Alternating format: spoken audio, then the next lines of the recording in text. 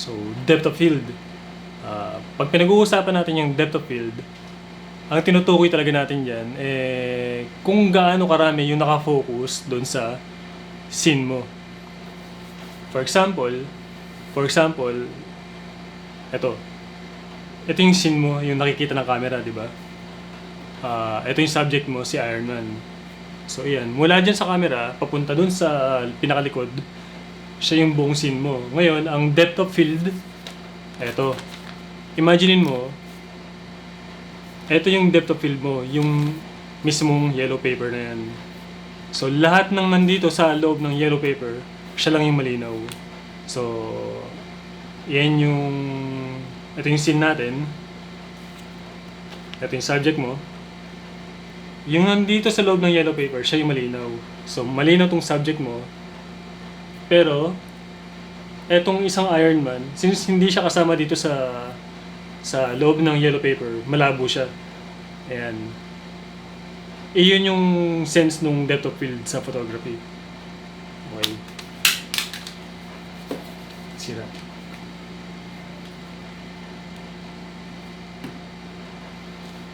So, yun lang siya. Joke. Next is, meron tayong dalawang klase ng depth of field. Yung una, yung shallow depth of field. Or mas konti lang yung nakafocus sa scene mo. Sa example natin kanina, di ba? Ito yung depth of field.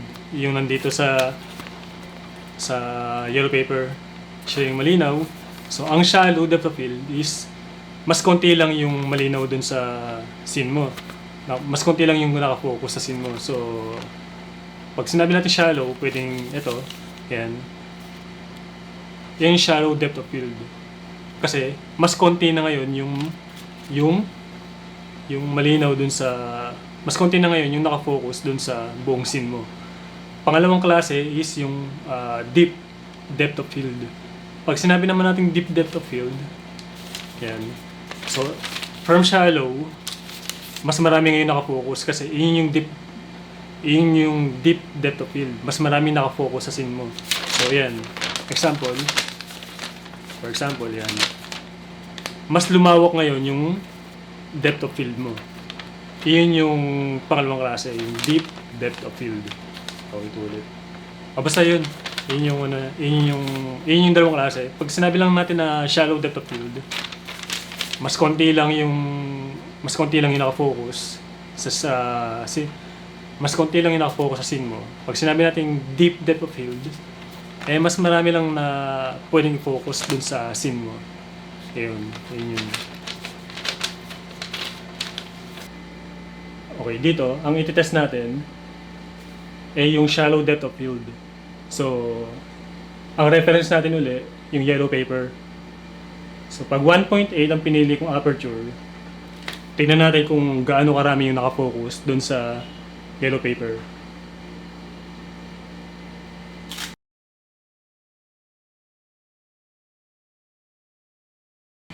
So, sa yellow paper na to, ang 1.8, ito lang. Ganito lang panipis. So, lahat ng mapupunta dito sa field na to, siya lang yung malinaw. So, pwede, paganyan yun paganyan. Kung nandun yung camera mo, ang malinaw lang na pinafocus na ngayon niya is lahat lang ng nandito, lahat lang ng katapat ng Iron Man. Papunta doon, papunta doon. Camera mo nandun, lahat ng papunta doon at papunta dito, siya lang yung nakafocus. So kung itong dalawang itim na to hindi nakafocus kanina, pag nilagay mo siya sa depth of field na to, yan, saka yan, sasama sila ngayon dun sa malinaw na part ng image. Iyon yung depth of field ng 1.8. So, picture ulit tayo.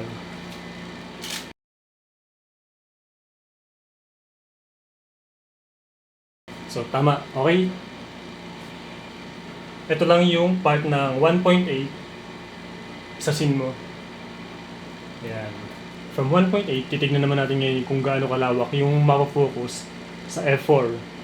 So, papalitan natin yung aperture ng f4.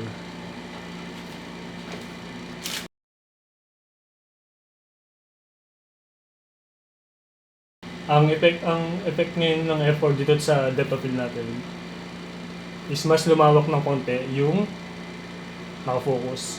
Kaya kung mapapansin niyo from 1.8, di ba, sobrang labo kanina na itong dalawang ironan. Ngayon, medyo luminaw na siya ng konti. Ngayon, ibig sabihin, from 1.8, kunyari, ganyan lang yung depth of field natin kanina, possible na ang F4 hanggang dito sa bago mag Ironman na na itim. Kasi halos focus na siya eh. So ngayon, tetestingin natin yung F8 na aperture, tapos titingnan natin kung gaano kalawak yung nakafocus ngayon sa scene.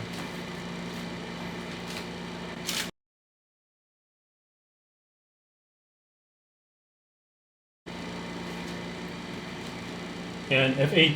Ngayon nakita ninyo sa picture na mas luminaw na itong dalawang Ironman.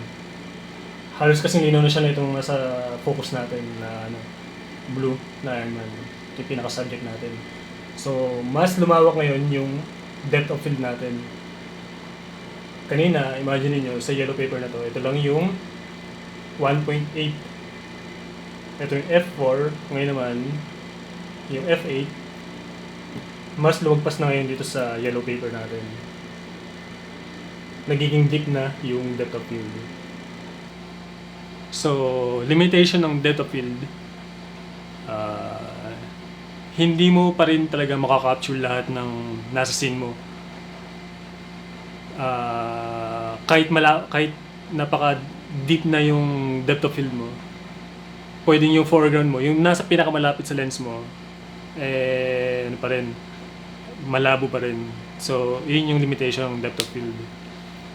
Ano pa ba? Kung landscape photographer ka, for example, meron kang foreground, meron kang middle ground, saka meron kang background. So, kahit mag F16 ka, pag nakafocus ka dito sa middle ground mo, itong part ng nasa foreground, hindi siya totally nakafocus. Pero acceptable yung focus niya. Pero hindi siya talaga nakafocus. Yun yung sinasabi kong limitation dun sa depth of field. Okay? Ano pa ba? Kunyari, event photographer ka. So, for example, sa event, meron ko pinipicturean na 3 rows ng mga tao. Unang row, pangalawang row, tapos pangatlong row. So, kung ang gamit mong aperture, hindi na-capture lahat, kunyari, nag-focus ka dito sa mga nasa unahan, na-focus mo rin tong nasa gitna, pero hindi mo na na-focus yung nandito sa pinakalikod. So, ang gagawin mo lang nun, tataasan mo lang yung aperture na gamit mo. Kunyari, ang ginamit mo nung pinicture mo sila is 2.8. So, na-capture mo itong 2 rows, di ba? So, para ma-capture mo yung pangatlong row, dagdagan mo lang ng stops yung aperture mo. Pwede mo gawing 5.6 or F8, yun, mga ganun. So, panigurado, malinaw na yun. Kasi, deep na yung depth of field mo nun. Ano pa ba? Ano naman, nung nagpipicture-picture pa ako ng mga model, syempre, ang gusto ko lagi is isolated yung subject ko. So, isa sa mga paraan na para ma-isolate mo yung subject mo is gumamit ka ng shallow depth of field. So, ang nangyayari, lumalabo yung background, di ba? Tapos, malinaw lang yung subject mo. Ang gamit ko na aperture nun usually is 1.8 or f2.8. Basta mga ganun lang. Tapos, saan ba ba? Ayun, pag-experimentuhan nyo na lang yung focal length, kasi isa pa pala sa nakaka-apekto ng depth of field is yung focal length. Kanina, ang ginamit kong focal length is yung 35mm. So, ang nakita nyo lang is yung depth of field ng 35mm. Magbabago pa siya pagka gumamit kayo ng telephoto lens, yung mga 85 pataas. Kasi, yung depth of field nun, mas numinipis kahit na na ano ka na, kahit deep depth of field na yung gamit mo. For example, di ba? Ito yung ganito kanipis yung F4 mo. So, ganyan. F4. Ngayon, pagka gumamit ka ng 85mm, yung F4 mo, pwedeng ganito na lang. So, yun. Nagbabago siya depende sa focal length ng lens mo.